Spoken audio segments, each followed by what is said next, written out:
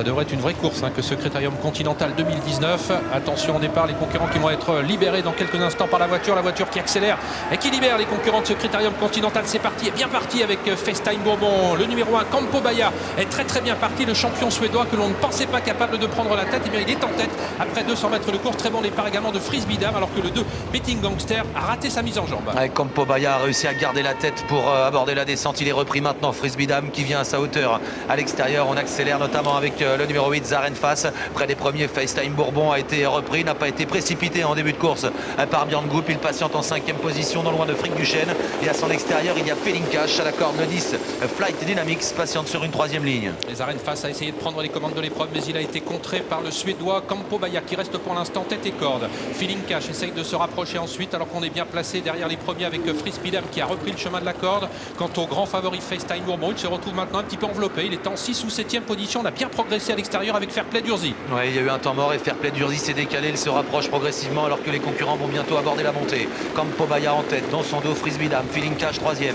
Fairplay d'Urzy qui progresse à l'extérieur avec Follow You qui vient dans son dos. FaceTime Bourbon se retrouve un peu plus loin, mais il est dans le wagon de l'extérieur lui aussi, à l'abri derrière son compagnon de couleur Follow You. Ouais, FaceTime Bourbon qui a réussi à quitter donc le wagon de la 2e épaisseur. Bien lui en a pris puisqu'il suit dans sa progression maintenant. Follow You qui le ramène vers l'avant du peloton, mais Campo Baia est toujours seul en tête à désormais moins d'1 kilomètre de l'arrivée. Toujours marqué le prêt par Frisbee Dam. Fairplay d'Urzy s'est mêlé à la lutte. Il est venu en 3e position maintenant. Follow You qui ramène toujours sur un plateau le numéro 3 FaceTime Bourbon. On est bien placé ensuite avec le numéro 7 Felincash. Les concurrents se dirigent vers l'intersection des pistes. Conrad Neuguer contrôle facilement avec Campo Baia, magnifique trotteur en tête. En 2e position, le numéro 11 Fairplay d'Urzy qui reste à sa hauteur. Le numéro 5 Frisbee Dam toujours à la corde devant Felincash. Follow You à l'extérieur. Dans son dos, il y a toujours FaceTime Bourbon qui patiente. L'allure s'accélère. On se dirige vers les 500 derniers mètres. Ouais, magnifique Campo Baia qui va passer en tête le poteau des 500 derniers mètres. Il est très élégant pour l'instant, mais voici FaceTime Bourbon qui est lancé maintenant. FaceTime Bourbon qui doit faire le tour maintenant de Follow You. Ce n'est pas facile ce qu'il fait car Campo Baia essaye de se sauver. Frisbee Dam